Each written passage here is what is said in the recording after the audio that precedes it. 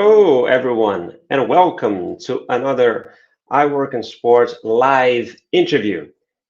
This is the show where we talk to accomplished sport business professionals who come here to share their knowledge, experience, tips, and advice in order to help you succeed in your career. If we're just meeting, my name is João Frigerio. I'm the founder of I Work in Sports, and I'm super happy to have you here with us today. Well, I can see there's already some people in the chat. So if you're coming back, you know the drill. I always ask you to let me know where you're watching from. And well, if this is your first time, please do the same. Let me know where you're watching from, but maybe mention that this is your first time here. If you don't know I Work in Sport, I Work in Sport is a platform to help you accelerate your career in sport. Right, we do that in many ways. You should check it out at iworkinsport.com. But one of the ways we do that is by organizing the I Work in Sport job fair. That's the first career fair dedicated to sports, and the next one is coming up on June 5th here in Lausanne. So that's a place where you will be able to meet recruiters from some of the best sports organizations out there. And yeah, you will have a chance to have even job interviews with them there. So if you're interested, you want to check it out, there's a link in the description. Go to iworkinsport.com/job fair. Also, if you'd like to connect with like-minded people in the sports industry and share, knowledge with them and connect, and also enjoy from some exclusive content like office hours, professional career coaching sessions, and other things, go to weworkinsport.com. The community is called We Work in Sport. And yeah, you will find many benefits there, including discounts to the job fair and to other events. Right, lastly, since you're here, if you're watching this on YouTube, can I ask you to hit that like button? That helps us. And obviously, if you're coming back and you haven't subscribed yet, please do. I think we're very close to getting 2,000 subscribers, so that would be super nice. But that's enough about us. Let me get to my guest right away. Today, I have the pleasure to talk to a good friend of mine, Louis Kinziger. He's here not just because he's a friend, he's also the president of a Spanish club called San Fernando Deportivo. And so I met Louis when he was doing his FIFA Master, I think in the class of 2018-19, graduated in 19 if I'm not mistaken. So I've known him for about 5 years and have been following his career. It's a really fascinating career since his graduation, and yeah, I'm sure that you enjoy. You find it very interesting, and many of you will find it inspiring as well. For those that are planning to attend the I Work in Sport Job Fair, it is even more interesting because Louis will be there again. He was there 2 years ago, and he will be scouting for talent for San Fernando Club Deportivo. So without further ado, let me get the man of the hour here, my guest, to join us just after this.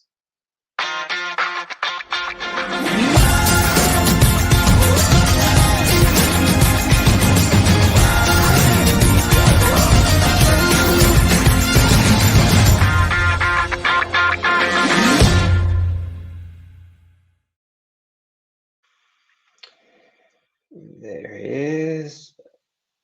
Louis, how are you? Hey, Joel. Yeah, doing great. Good to see you.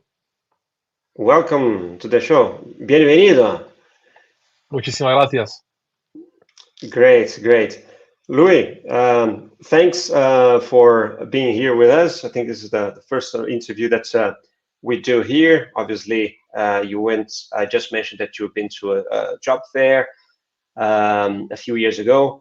But before we get to many aspects of your current job and the tips and advice that you're going to share, let me ask you to start by painting a picture to our audience, telling more about you. I don't know if I can remember if I mentioned you're French, right? But you're raised in the Middle East and went back to Spain. Tell us a bit about your story, what you studied, how you started working in sport. Yeah, basically when people here ask me where I'm from, because they get some confusion as well. My go-to answer is I'm an international man. Basically, I was born in France, and around my 3-year-old birthday, my parents traveled to the UAE. So I traveled with them actually, and I spent the following 18 years there. My whole education in terms of academy and early professional life was in the UAE, which as a whole, yeah, gave me another type of insight on how to do things, on how to operate, how to see actual cultures from other people, because it was quite the melting pot. There's many people from many countries there meeting at once. After that, I've been traveling around Europe for a few years. I mean, France, Switzerland, some travels for leisure as well. Mostly professionally was France for a small startup in sports services. Then in Switzerland, he was more into a human rights sector. It was a long internship, which was also an important part of I think my career back then because I was opening myself to a more let's say globalist approach of football because it was a very trendy topic in the in back in the days. And after that, Doing what exactly? I was in human rights mechanism internship there. So it was basically in a small NGO trying to promote human rights to countries which were actually requesting our assistance to give them insights, courses, and lectures about how to actually apply the human rights mechanisms and concepts they will learn or they learned in Switzerland or throughout video camera courses to apply them in their own countries. So it was mostly oriented towards Middle Eastern countries, which was also linked to my prior background in the UAE. After that, I joined the class of 18-19, promotion in 19 of the FIFA Okay. Master. I still believe it's the greatest class there is, but I mean, opinions can be different from an edition to another. And yeah, straight after, I mean, a few months after the graduation, that's when I got hired for the club at the club, sorry, as operations director. I think it was at the very beginning.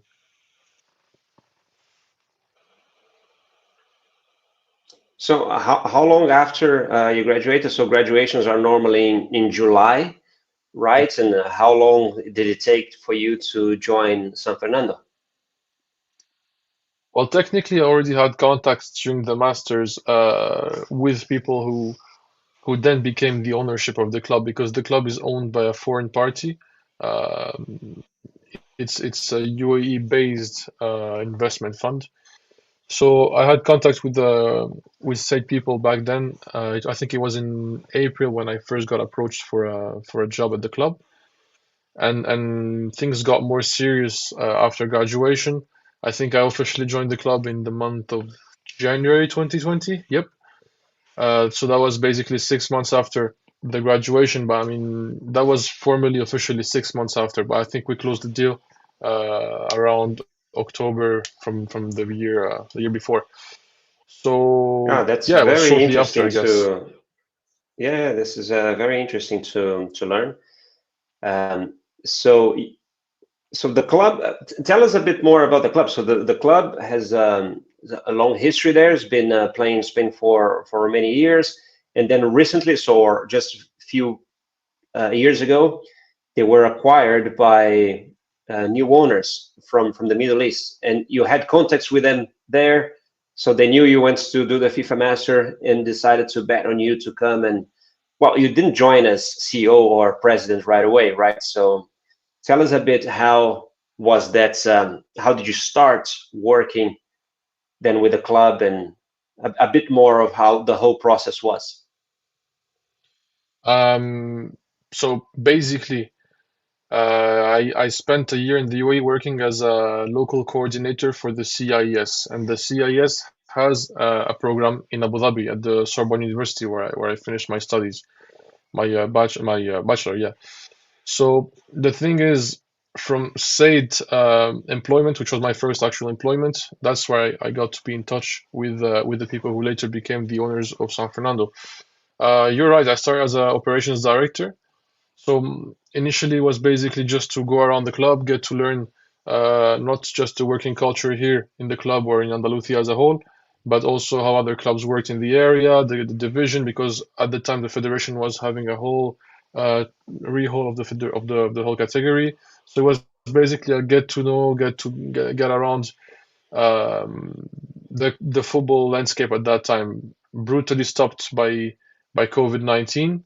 Like for everyone else, I suppose I spent a few months at home, 2 to 3 months at home.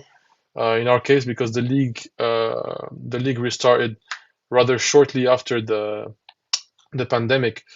So right after the pandemic, I remember is when I got the promotion for general manager. Because during the time of confinement, I also proposed a lot of initiatives and reports on the situation of the club, because most of my job back then was to assess and propose. So in order to implement that, the third step in every strategic planning is implementation. In order to implement the ideas, they promoted me to general manager, gave me some more power. I got also legal powers at the club to actually start to move on my own. And that's when I think really we started to get a grip on the entity. Shortly after, the club converted into an S.A.D, which is a mandatory status in Spain for competitive football, which means an S.A.D in a nutshell is basically a club divided into shares that people own. So the ownership took over the club at this very precise moment, because before then it was just an investment without proper ownership. The club got acquired at 98.8% of its shares. I became general manager, and that's when I started to roll into let's say transition, turnover, innovation, and so on. And in the summer of 2021, that's when I got named CEO, president of the club, if you will, due to an agreement with the previous president to leave the board and to let one of our people, let's just say like that, between brackets, from the investment fund, to be the trusted man here. I'm not sure, honestly, if anyone else showed up for the role. I guess the job I did there in the meantime and up to the summer of 2021 is what earned the trust of my investors to actually name me as president. And ever since then, the main change between general management and presidency is that you basically have to step into a more sporting aspect of the whole football club as well, not just management, but also sports management. You start to take decisions which will impact directly the fields, the pitch, the players, the coach, and whatnot. So that was the main jump, let's say, in from general management to president. Oop, I can't hear you. And Yep, now and yeah. and which role do you enjoy the most? Having more to do with the field of play, or more on the managerial side, taking care of the rest of the club? It depends when you ask, because obviously, whenever things go south and you lose, sorry, 2, 3 games in a row, obviously you think to yourself, I was better off just managing the corporate and marketing and whatnot. But I mean, overall, I think it's a great experience. So I wouldn't change my seat right now for anything in the world. I mean, in the end, I grew up having a football around me all the time, watching football all the time. The harsh reality is that once you're in a seat like CEO, general manager, or sports director, you realize that football is not what you actually learn to love. But I think that's what makes it attractive. It's a constant challenge, constant crisis. There's always in what something. sense? Well, In basically, what sense is yeah, to grow love? basically what you see on TV, what you see when you follow your team at the stadium, is more of a supporter's approach. You see the results. Maybe you get to appreciate if your team gets better sponsorship deals or not. You get to appreciate if they get better players based on the income you generate or not. But I mean, once you get into that, you realize the difficulty of actually not only closing deals with players or staff as a whole, but actually managing to make sure that your club is stable in every sense of the term, financially, commercially, socially. It's a constant struggle, basically. I mean, except maybe for Florentino Perez, I don't think that anyone in the world is actually having a smooth season every season. So if something goes right, there's always something that won't be going right on the other end. So you'll have to be having eyes looking at everywhere all at once. So it gets dirty sometimes because in the end you need to take harsh decisions to make your club go forward. But I mean, again, I wouldn't change that in the world for anything. Great, great. Louis, there's people here watching us. We're in Brazil, in Peru, Mamen, Malu, Bijit Sakar already sent a question. He's watching us from Madrid. Bijit, I hope that I got your name right. We will get to that in a second. Stay there. Adrian Infante, say hi in Peru. Victor in Barcelona. And Gustavo in Sao Paulo. Thanks everyone for being there with us. Louis, so try to paint us a picture of what is a normal day of work day for you. I know it's very difficult. There are days when you have matches, there are days when you don't, but maybe for people trying to understand what you do or the most of what you do in your role, what is it? So I guess the first thing that you need to know about working in a football club is... Do you wake up early or late because you have late games? Paint the picture.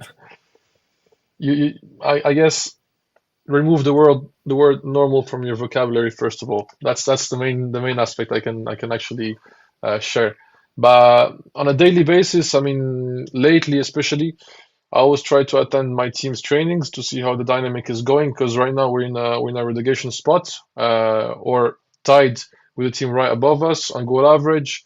So the idea is to be close to respect the idea of the bubble. Try to be all together, that no one can burst the bubble from outside. We make ourselves strong by sticking together.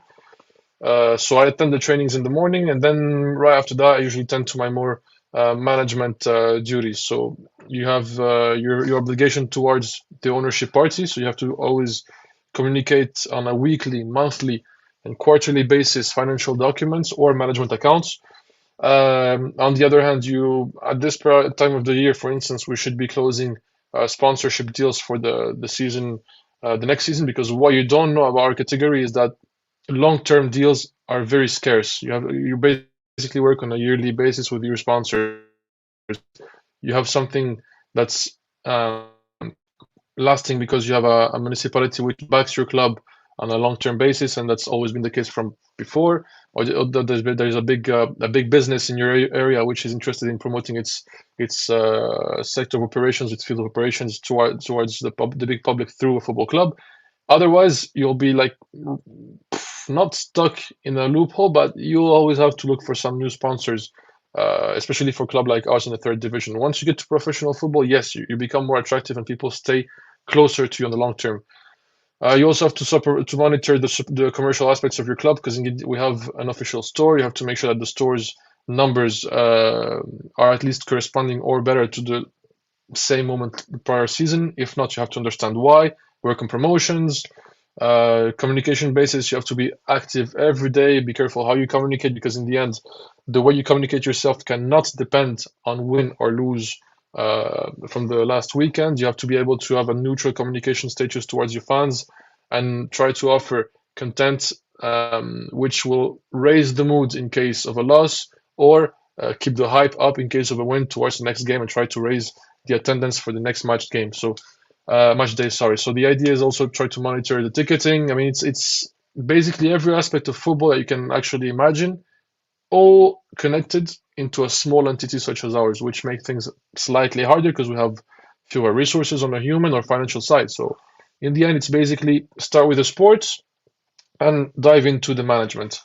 And I say sports, I mean first team, academy, and first women's team, and academy for the women's team as well. So there's a big day-to-day basis that sometimes you don't even have time to actually get to the office.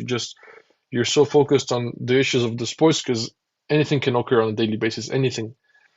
And there's days when there's much more to do on the corporate side. For instance, obviously, when the team has their rest day, just focus completely, plainly on the management, marketing, communication, and whatnot.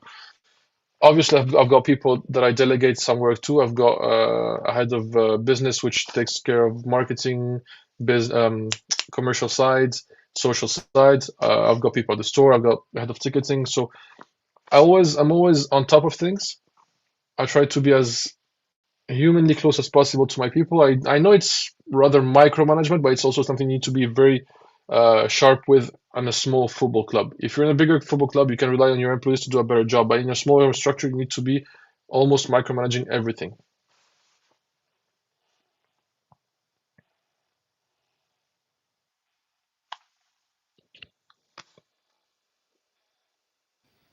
Sorry. Yep. Said, wow, you mentioned so many things and so many responsibilities there.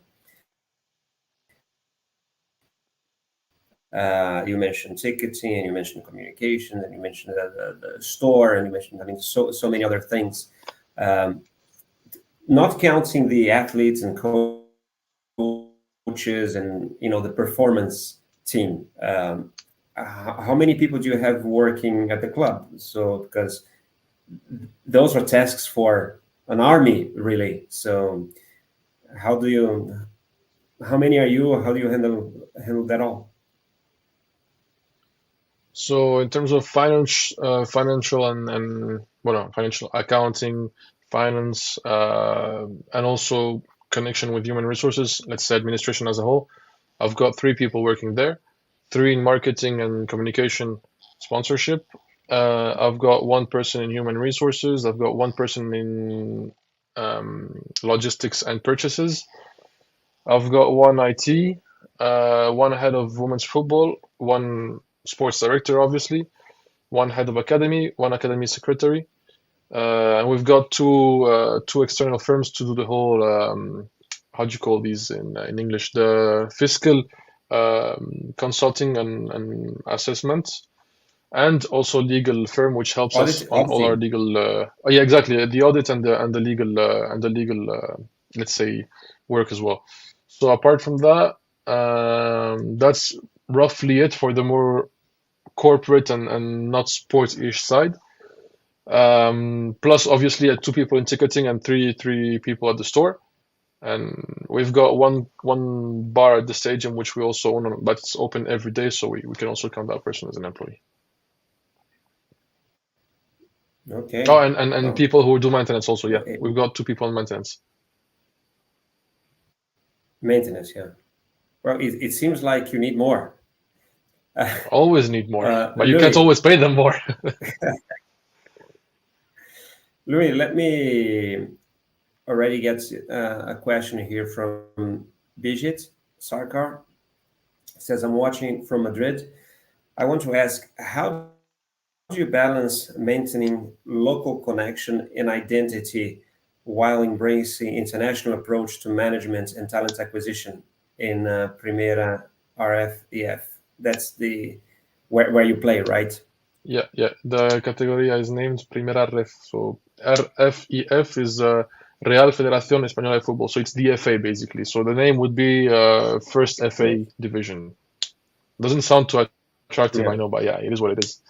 So yeah, it's a good question. By the way, if you're from Madrid, if you're a Madridista, enhorabuena, and if you're from Atletico, truly sorry.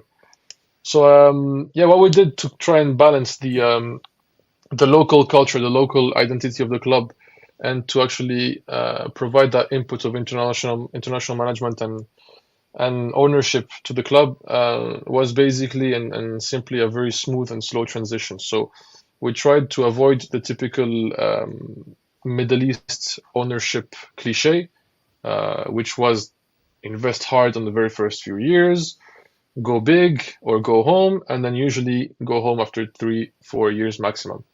In our case, it was a rather cautious investment with a linear budget, which had barely any variation over the last 4 years. So in terms of staff, the idea was to have a minimum amount of rotation possible. People who needed to go were let go. People who could stay, although we could better the level, stayed, because in the end, the idea was also to make people feel like their club was not being stolen away from them. The fan base was taken into account. We offered them, and that was one of my first initiatives. We offered the cheapest membership season ticket holder price in the whole division, so the fan could still feel included in their club. We tried to keep as close as possible to the original identity, everything that's in terms of branding. So I mean that's our logo. We didn't change it. We didn't try to move anything. If only, I mean, if we did anything, it was just to sharpen it, better things, give it a better seasonal branding. Every season there's a new branding. But the idea is always try to show people that what they learn to love is not gone. It's not taken away from them. And in order to provide more, let's just say in terms of creativity, for instance, as I said, try to enhance, try to add, but never to edit or modify. In terms of commercial aspects, we always stick to local sponsors whenever we can. For instance, this one here is our away kit for this season, and it's a local business. In terms of social work, I launched also another initiative, which was to so in Spain we have Las Peñas, which is basically groups of fans that officially gather under one name and formalize their union by having one group that categorizes them. We have 4 of those. So what we do is on a monthly basis, we sit with them, we listen to their ideas, complaints, interpretation of our work, non-sporting, just social discussions. And we're about to launch also a social council, which is parallel to the board of administration of the club, which will be like about 10, 12 fans, which will discuss on a monthly basis as well how they interpret, how they see the club, what they suggest, what they like, dislike. Because in the end, the idea is from the very beginning, keep the club as it is. Don't try to kill the identity of it. Just try to make it more innovative and also more attractive to the scale of the city. I'm not trying to aim to anything regional or national because I know it's unrealistic as of now. In our category, clubs have barely any fans following them, if not for the big ones. But I mean, the idea is focus on your city and make your city feel at home with your club. Don't make them feel like you're taking something away from them. Adapt and propose new. And that was basically the idea. I'm not sure if that answers your question, but I mean, otherwise, yeah, I mean, on sporting level, if you have good players, wherever they're from, people will love them. Well. No, I think that you answered very well. Actually, I had a second one here that is also quite interesting. So being the Primera Federación club, what is the share of revenue by percentage from broadcast, ticketing, sponsorship? How does that, what's the breakdown?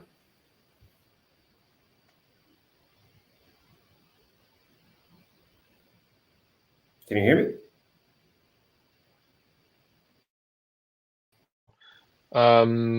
So yeah, I was saying, in terms of percentage towards the whole income, towards, let's just say, I wouldn't be able to give you a precise percentage, but it's under 6%. Like I know it's under 6% because the income from like TV broadcast is almost non-existent. There is no proper broadcast, so it's a platform who every year changes for the sole reason that every year the platform that tries to broadcast this category goes bankrupt. They always promise the clubs a high amount in terms of revenue, which they can never actually propose and provide for the clubs. The federation takes over like kind of a warranty for the clubs, and the platform who shares and broadcasts the football always ends up disappearing, leaving place to a new one that takes over, always proposing less than the year prior. So we barely make any. I mean, I'm not gonna give you an exact number, but you make under 300K per year of television rights. So there's no proper television. It's basically a platform that broadcasts the games. You need to get a subscription. And to give you a reason why such platforms don't work, the price for subscription for an average fan is 70 euros per season. 70 euros is almost as expensive as a member season ticket holder price. So No one for 19 away games, most of them even not that far away from home, because I play 4 games which are under 2 hours car from home. So people won't buy this kind of subscription. They'll probably hack the channel by subscribing to IPTV, which is much cheaper and proposes much more content. So there's no income generated by these platforms to create revenue streams for the clubs. So, I mean, we accept that money because it always comes in handy, but it does not represent something that's a game changer for a club like us. Not even for the smallest clubs of our division, to be honest with you. Everyone's actually asking for more, as always, but in our division, it's crucial to have income to actually maintain a financial stability. And in terms of TV revenue, it's unsustainable here in our division. So if you don't have much broadcasting, the rest of the splits is ticketing or match day revenues and sponsorship, commercial. And how does it break down? Is it's a 50-50 more or less, or? So what the federation did well this season is organize all the clubs in the division into groups, depending on their income and expenses. We have a group of clubs which are Deportivo La Coruña, Córdoba, Castellón, Ibiza, Real Murcia, and all those big Spanish historics, Recre Huelva. These guys are the big guns because they either played in First Division or Champions League not even 10 years ago. So they have some kind of social backup from over 14,000 season ticket holders. And they also have strong backup from their cities because, from the days they were big clubs, there's still some kind of input from the local councils, regional councils. That also always provide some income for these clubs. So these clubs cannot be compared to the rest of us. There's also another range of clubs who just promoted from the division right under and usually are very, very small clubs from very, very small cities and don't have any social mass.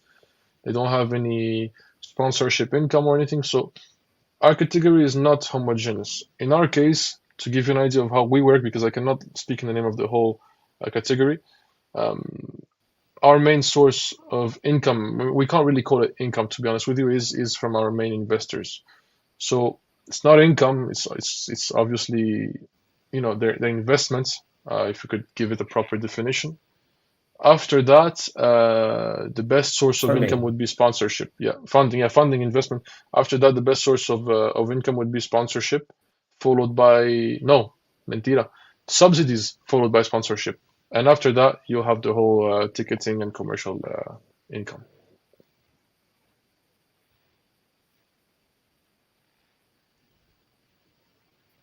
Okay, well, thank you. That's a nice lecture for whoever is interested. By the way, Louis, you started young, right? So how old are you? Just so our audience knows. I always get this question a lot. I always ask, how old do you think I am? And people always make me older than I actually am. I'm 30. Started when I was 26 at this club. 30 years old. Yeah, exactly. So I knew that you started very young. Yeah, I thought we were already a little past 30, but that makes it even more impressive. Actually, there's a comment here, but I can see whose the name is. It's on LinkedIn. I think it's Amanda Ramos. It says, what a great career, watching from Paris. Louis, and I mean, so you're very young and you have responsibilities. So you're leading a professional club in Spain, albeit not in the main division yet, but I think it's really really inspiring, really, for even for myself. So I imagine for other people watching it at home. What you think are the main skills that you have that allowed you to be where you are? Back then, I think it was mostly due to the fact that I already worked in management, and I would say my cultural understanding of how investment funds from the UAE would operate. So I would say my knowledge of the work culture, um, my mastery of back then sports management, which I think in was this case, the work. Sorry, in this case, yeah. you're talking about the work culture of the investors, right? The people buying the club, not the club Yeah. necessarily. No, I mean, I think no Right. one is used to Andalusian work culture until you get to Andalusia. This is something different. But I mean, yeah, I think the owners trusted me, especially because I knew how they would expect people to receive instruction messages, budgets, whatever, and to interpret it and to adapt it to another reality. So I think it was my adaptation capability. Languages were a plus, obviously, because I thought I knew Spanish back then. I knew the Spanish that you teach in school, that you learn in school from the books. But when you get to the south, the deep south of Spain, that Spanish is worth nothing. Like I had to relearn Spanish here in a whole other manner because the dialect here is harsh. When you speak this Spanish, you can speak whatever Spanish on earth. And finally, I would guess that yeah, the FIFA Masters is not a capability as such, but the diploma and the certification it granted, the fact that I followed a thorough sports education was also a leading point in this decision.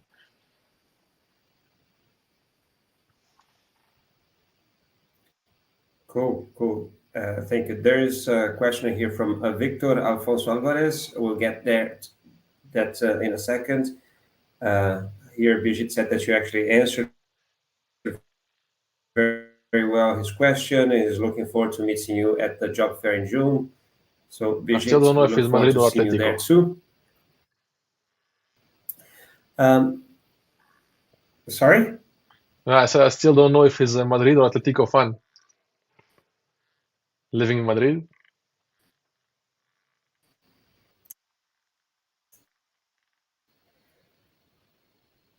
And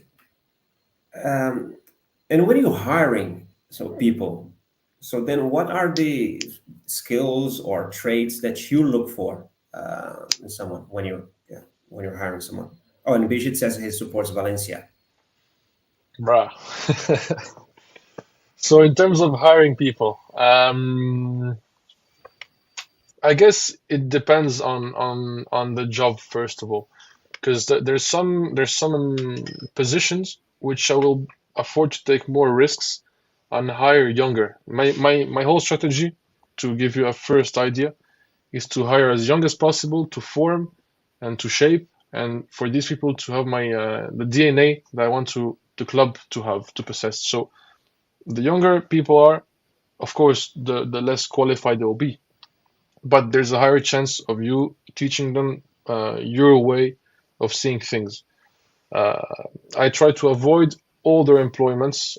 Sorry, I mean when I say older, I'm not. I mean a few years older is okay, but someone who has a big career behind them is not something I'll be looking for, simply because most of the people who have this kind of CV will not be open to change their mentality. I've worked with people like almost double my age before. There's always a few cliches that get into the game. You're younger, so you can't teach me anything. I've worked in many clubs before. I know how things go, and there's this kind of poor adaptation capability. So I always try to look for younger people. That's my first. Second of all, I guess yeah. At some point, you need to have had some kind of relationship with football, not just as a fan, but to understand the ropes and the backstage of football. Again, it depends on the position. If you're working in marketing, I wouldn't mind you having no football knowledge at all, because in the end, marketing is about having creativity. And sometimes bringing the outside to the football world and not the football to the outside can be a plus. It was in my first years here, because we hired people from various sectors, and it provoked kind of a boom in terms of image for us. In terms of more administrative roles, for financial, for instance, I would look for someone who has a purely and deep, let's say, anchored financial background.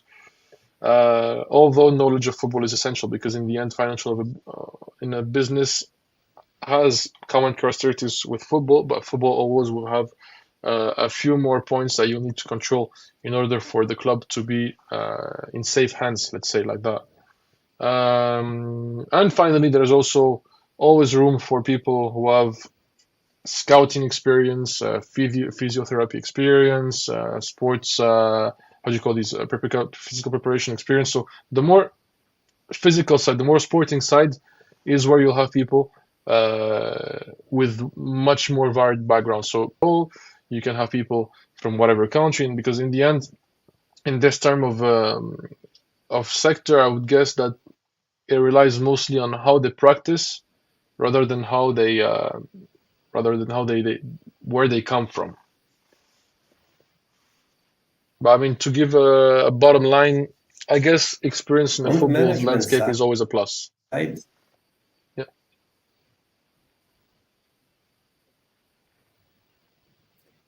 Okay, yeah.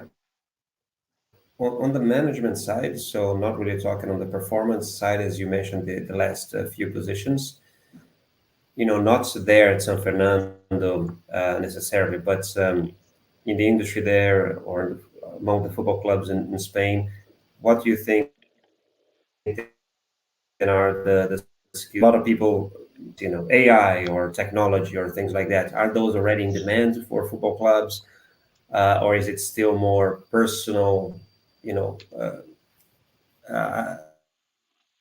how you call it? Yeah, some personal skill to deal with people, maybe languages, maybe, I mean, what is it that you think? Where would people find more opportunities in football in Spain?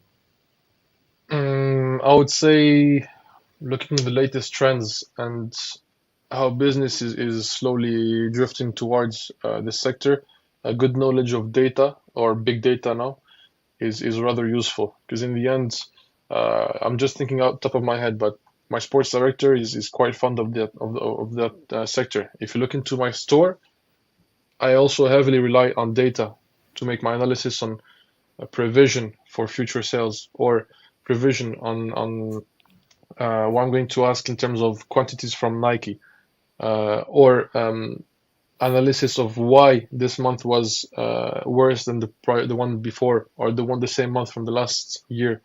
In terms of marketing, again, data. You want to know where your fans are from, which age they are. I mean, your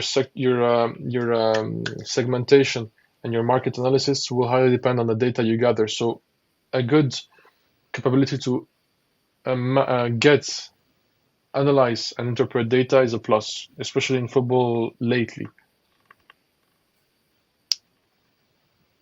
Okay, thank you. That's very useful.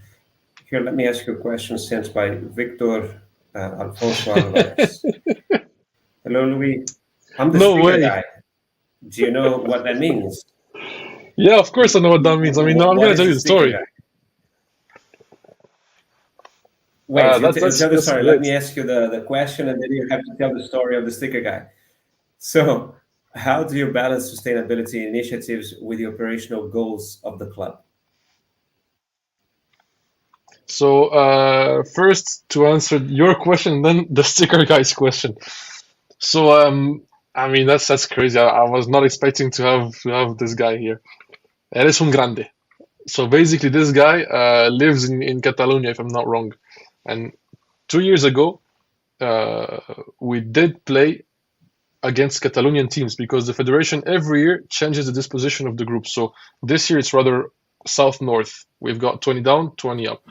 The year before it was a diagonal split of Spain, and we were playing with the southern clubs, the eastern ones, and no, sorry, the western ones and the northern western ones. And the season before that, we were playing with the eastern side of Spain, so the whole of Catalonia was involved. And this guy, after every single game, he was always there. Wherever we played in Barcelona or in Tarragona, or I mean in S.A.D, he was always there. At every stadium where we played in Catalonia, he was always there. And I think we shared some good memories there, because in Catalonia, if I remember well, this season, I think we did not lose a single game in Catalonia. So it was mad good. And this guy, the sticker guy, came in.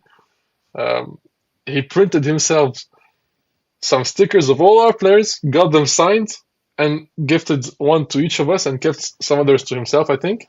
And he has stickers like magnet stickers, if I think I remember correctly, because eran cromos, no? I think you can magnet them. We all had our own customized sticker, each player, even myself, I have one with our signature, and we can keep it to ourselves. So this guy is an absolute legend. He's a great fan of ours. Your question was about sustainability and how we Well done. keep Good that going one. with our goals. Yeah, he's the goat.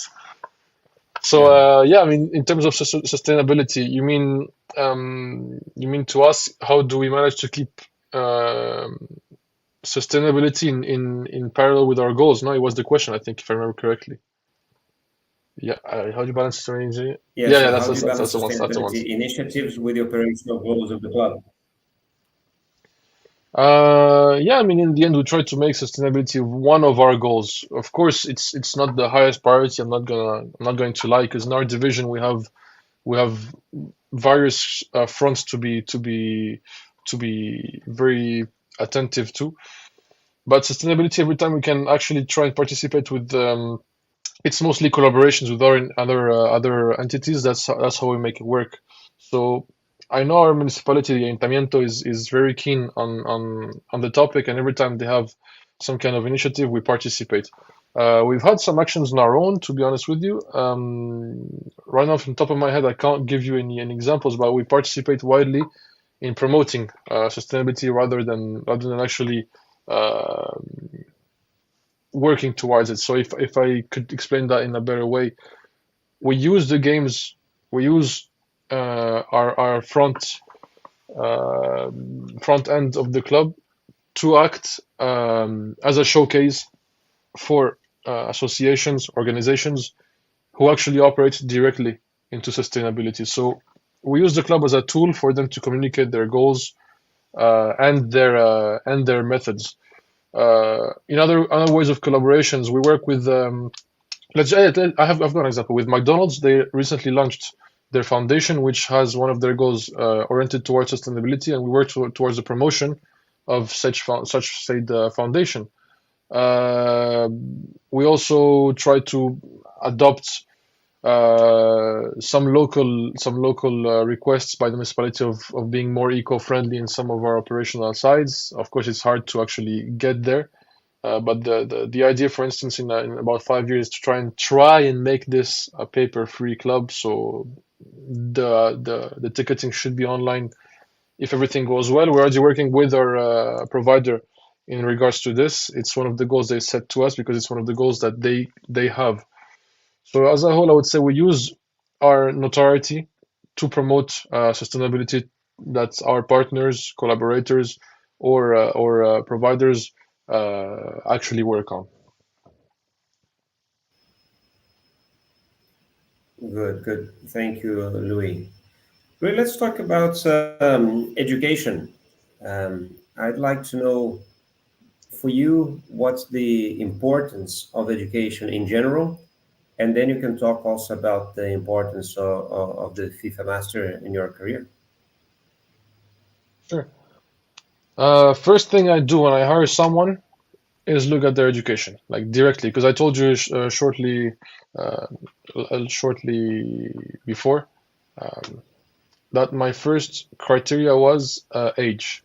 I always try to hire younger people. So when you say younger, you always imagine fresh out the uni, which is fine. But I'll look at the uni. I'll look what you did at the uni, which diploma you followed, the grades you got, the feedbacks from your teachers and professors. Because in the end, yes, I'm willing to give you a formation at my club, but I want to know that if you have at least the interest and the base knowledge to potentially develop the the DNA aspect of you. So, I mean, for me, education is key. I'm I'm keen to hire from bachelor level. If you have a master's, that's even better because that's almost 30. I mean, in our region, a master's is not directly a job, but it gives you a higher percentage of getting hired, let's say.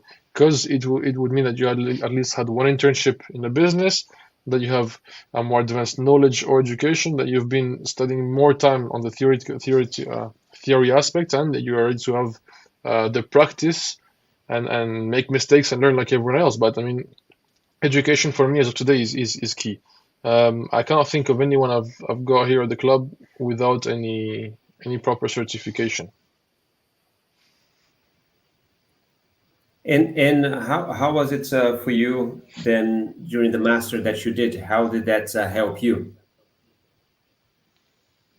I mean, I've got to answer this question with the both ends of the answer. I mean, for me, the FIFA Masters was the first door towards football, because I knew I wanted to work into football. So the FIFA Masters, first of all, gives you the name FIFA Masters. I know people working in I mean, studying at the FBA, the La Liga Business School, at the what's the name, I mean, there's the Johan Cruyff Institute and more of those, AISTS as well. The idea is the educational aspects that such specialized masters can grant you is a plus in regards to people who will think that skipping and jumping right into football can offer them. So for me, someone who's got a knowledge of how finance in football works, even if it's very basic, how marketing in football work, even if it's very basic, legal, I mean, as long as you have a base of everything, it doesn't have to be too developed, but as long as you have an understanding, if I'll be speaking to you in terms that are quite relatable to my club, I'll need you to understand firsthand. So these masters give you the opportunity to understand the dialogue that football professionals will give you. On the other hand, it does lack, obviously, the experience that you'll learn from the practical aspect, from the field, from making mistakes, from being, let's just say, at the front of that big war that is football. So I would say that it gives you the ability to understand and completely coherently dialogue and express yourself in the football world, but you need to make sure that this base you have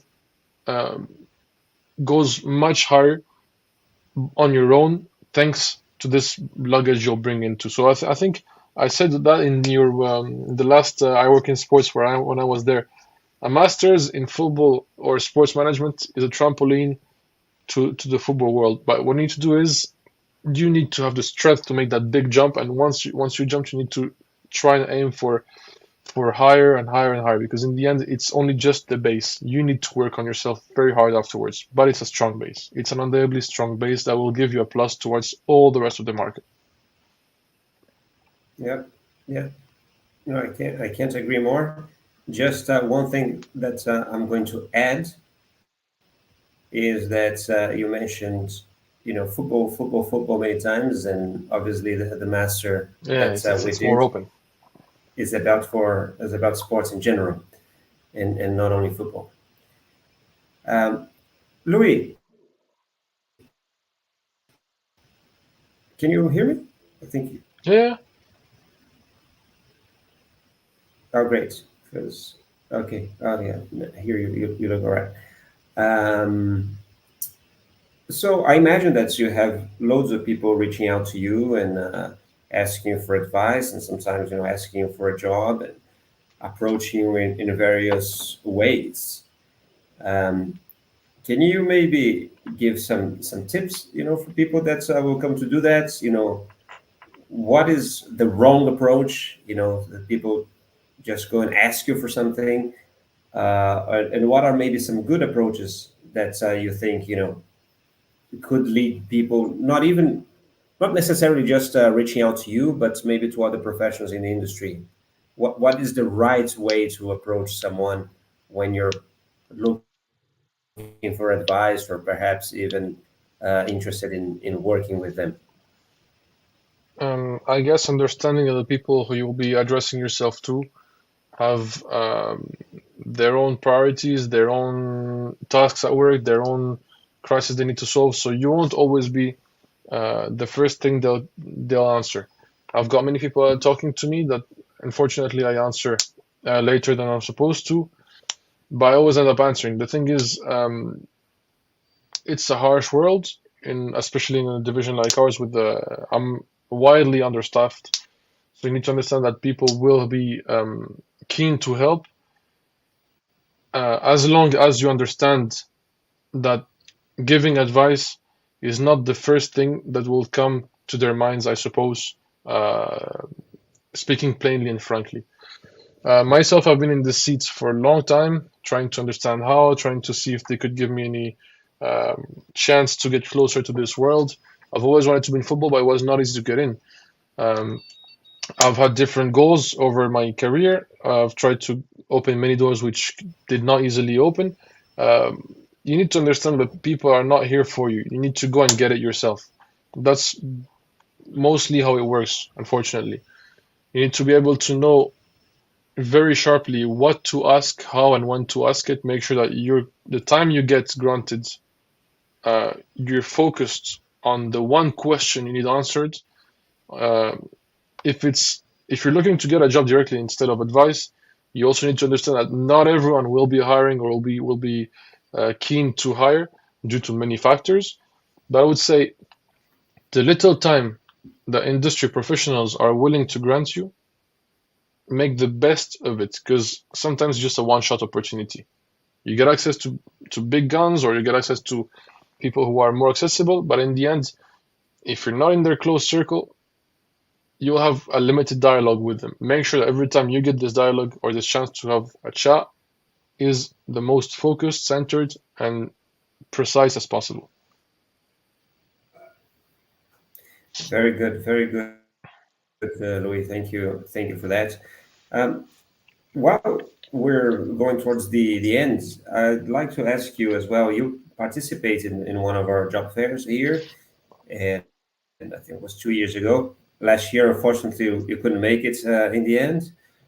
But I remember that one of the comments that you had, you were kind of impressed of the number of people interested in the club lining up to speak with you. So I'm sure that now after this, there will be even more. But maybe you could take the opportunity to share a bit of your experience, what it was like for you representing a company, a club there, and what is it that you expect now going back in terms of, meeting potential candidates and perhaps other companies there. Maybe tell us a bit what your experience was like and your expectations for this next one.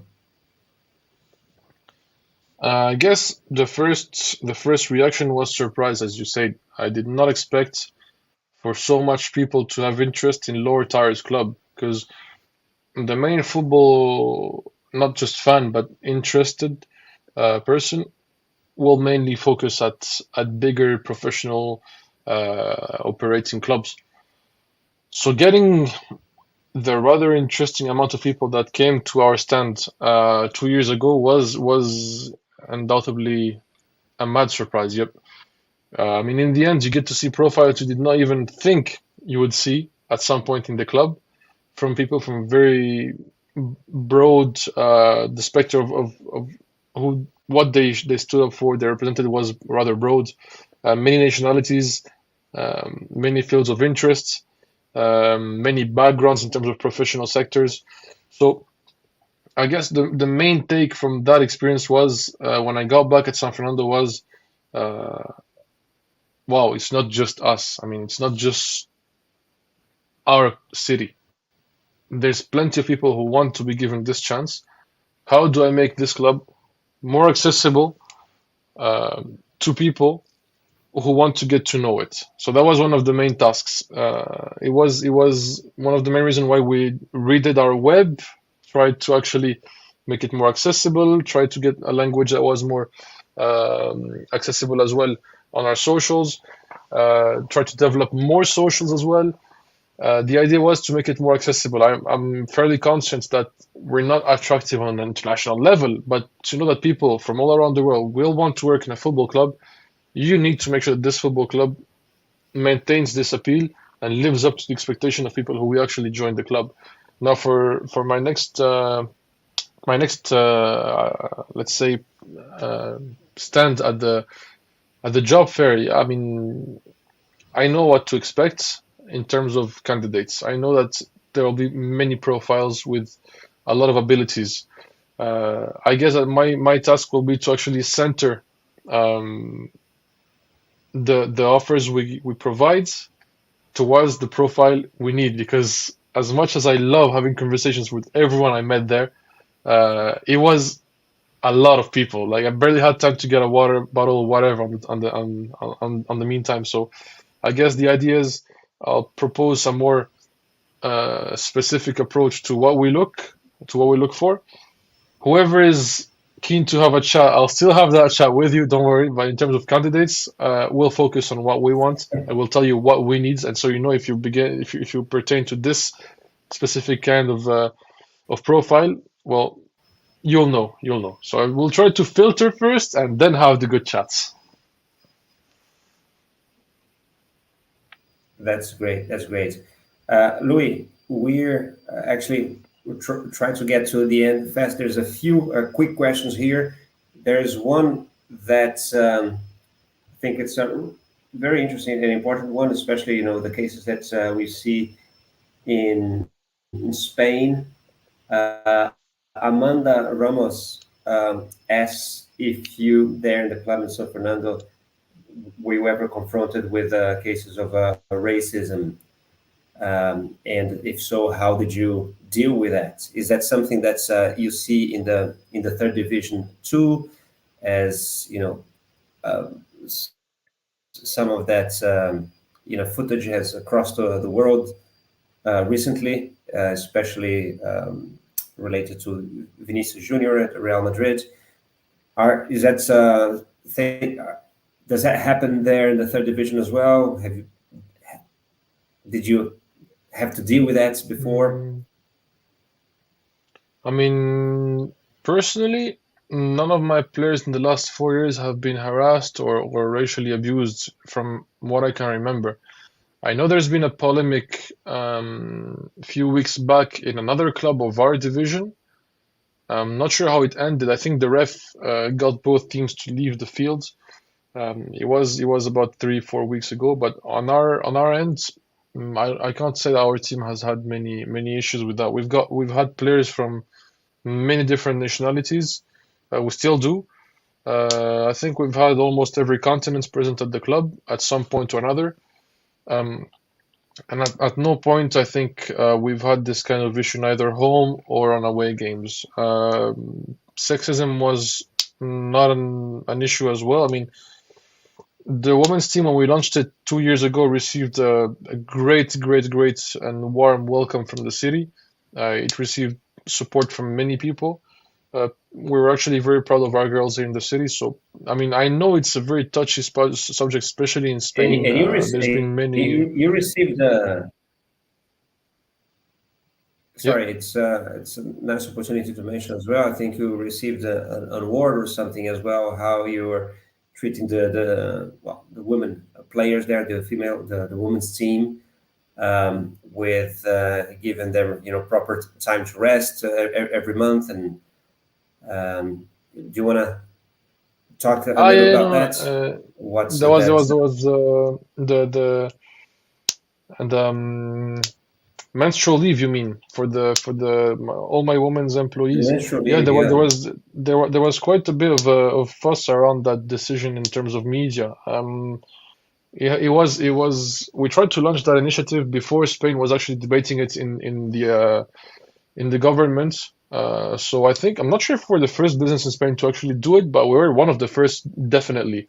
Because I know, but before us, one small French, or was it French or Norwegian company, launched it, made a lot of noise in the press, and that's where I got the idea from. But in Spain, I'm not sure that anyone tried that before us. So that's mostly oriented towards and did other clubs follow suit, or that I know of? No.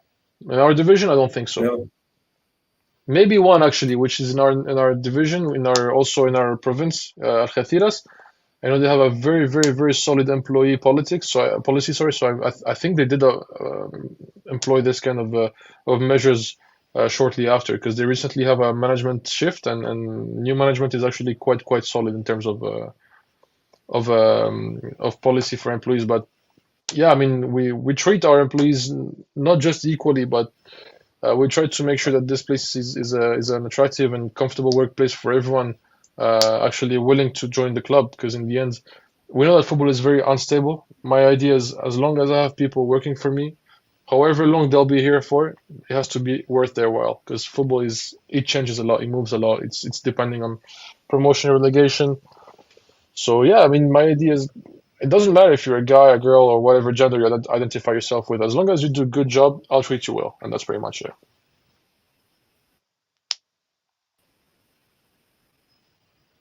Well, congratulations on that. Very quickly, well, Bijit has another one. If someone has some Yep. years of experience but pursues a sports management program to change their career completely to work in sports, would that fit your expectation of a potential candidate? So imagining that he has experience somewhere else in a different industry and pursues a master's. I think this is one of the main reasons why people do those masters, right? It's also to Yeah, yeah, help yeah. with the transition. I mean, in our class, we were 3 or 4 of us, which came straight from academic background or almost straight. All the rest were people already deeply rooted in their sectors. Okay, some of them actually in football, but the vast majority of classes are people trying to reorient their profiles towards sports management. You can even have ex-football players trying to get into the management side of football. So, I mean, the best shot here is, you want to reorient your career. Those masters are the key for it. I mean, they'll give you the key for like making of your already probably super productive background more attractive to a football club. In our division, to give again an example of our division, many people who work into general management or CEO or president are people from completely other businesses that get into football out of passion. But nowadays, yeah, it's real. The masters, the education is something that will be more appealing towards towards people who hire. I mean, Yeah, it's definitely a the background you may good way have to from help with before the the masters, transition. you can sharpen it and adapt it to football thanks to the masters. So you can make use of that. It's not lost. It's not because not football it's or sports that it's lost. You can convert it and adapt it to football and become a very highly attractive profile for sports industry. Okay, Louis, 3 quick ones before we wrap up. One, I was I wanted to ask, what's the best story you have ever experienced thanks to your work in sport? Now, this sticker guy is a very good one, but perhaps you can remember of another one. You want San Fernando focused or as a whole? Anything, All right, any all right. lesson you learned? Maybe you met a sporting hero of yours. I don't know. I've got 2 or 3 great memories sports has given me. I think my first contact with football No, was no. when I was, I'll ask you about your yeah. favorite sporting moments in a second. Now I want to know if you All have right. any Oh, okay, okay. curious Life lessons, you or mean? funny story. Yeah, funny. So I've got one, a very simple one as well. I mean, um, my let's say best player in terms of career path, Jonathan Biabiani, who won a clubs World Cup, who played for Inter Milan. Um, I saw him score his first official career goal as a footballer in Abu Dhabi in 2009-10. I think it was the Club World Cup 9-10. I saw him score his very first professional goal, and now, and I saw him as a fan in the stands. I was like 16-year-old, something like that, 15-year-old, and now I'm actually president of the club where this guy plays. And one thing has nothing to do with the other. So yeah, it's I think it's a pretty cool story. I think. Louis, can you repeat that? I think I lost you. Yeah, can you actually hear me now?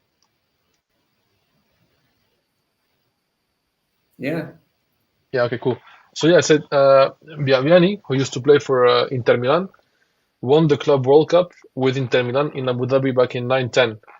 and I saw him score his first official goal. Like, I was a guy, like 16-year-old kid in the stands. I saw him as a fan score his goal. I celebrated his goal, and now I'm president of the club where he actually plays. So that's I think pretty unique. So he started playing there in Abu Dhabi, and you saw him score there his first goal before he went to Inter, and now he's playing there with you. Yep. Wow, that's a full circle. That's a super interesting story. Very, very cool. And what's your favorite sporting moment ever?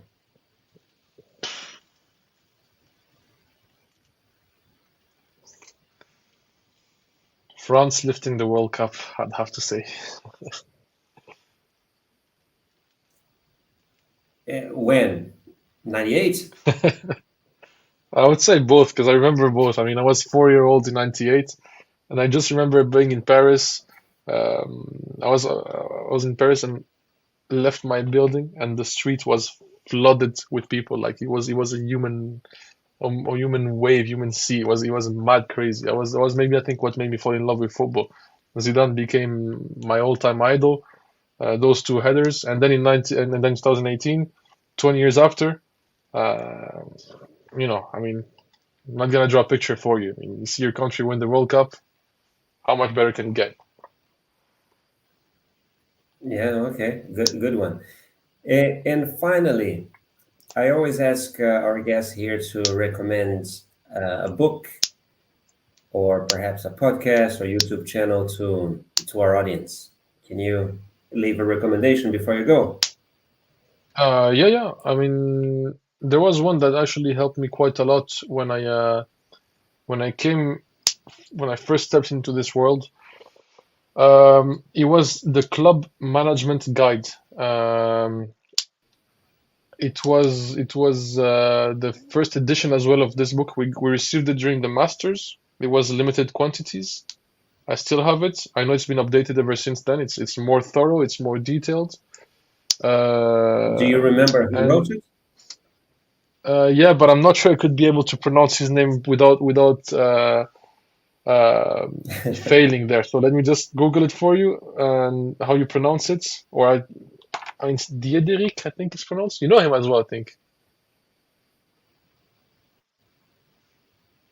He's in the SEA. It's The guy in the SEA. ah, How do you pronounce his Dewale, name? Dietrich Yeah. Dewale. Yes, Dewale. I'm not sure it was Dewale, it's Diederik. So Dewale. it's this guy's book. So yeah, Club Management Guide. That is Dietrich. on point. Oh, Dietrich is one of my best friends ever. My, I'll make sure I, that I'll send him I'll send him this clip. Can you ask him on how to get the latest issue, please? Because I've been trying to get my Very hands good. on that Yeah, one. we were I know classmates Marius has one. actually. Oh, no way. It's pretty good. Yeah, But yeah, yeah. that book, I'll that let book, him know. I'll it see if gives I you can get. tremendous insight on football clubs, like Club Management Okay, Guide. I'll I see love that. if I can get a revised edition.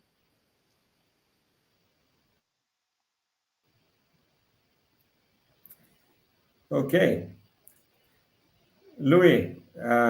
Yeah, I think we're well past the hour. There is.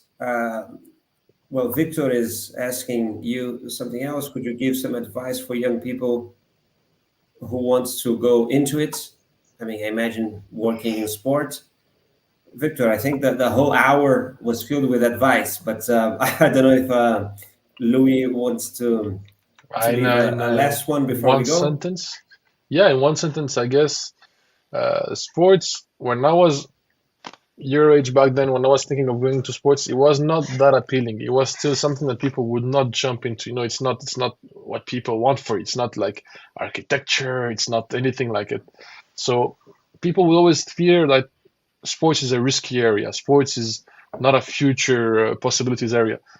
My main thing back then, my main motive was I'll go for it. Whatever is said about it, whatever is thought about it, whatever is actually associated to sports, I don't care. I'm just that's what I want to do. It may back then it may not have had the same appeal as a more serious career approach, but today sports is filled with opportunities. Today's sport is filled with possibilities. So jump into it. If that's what you want, if that's what you really want, jump into it. Okay, this is, I think, great advice for us to wrap this up. Louis, I want to thank you so much for doing this. I'm very much looking forward to seeing you in person again in about 5 or 6 weeks here in Lausanne. And I want to thank everybody that's been here with us until now. And yeah, if you're watching it on YouTube, please, hit that like button there, help us out. Make sure you subscribe too. And we'll be seeing you in the next one, right? So Louis, I'll end the stream and stay there. Okay, don't go anywhere. I'll talk to you in a second. Bye everyone. Thank you, Louis. See you. Ciao. Thanks a lot. Bye.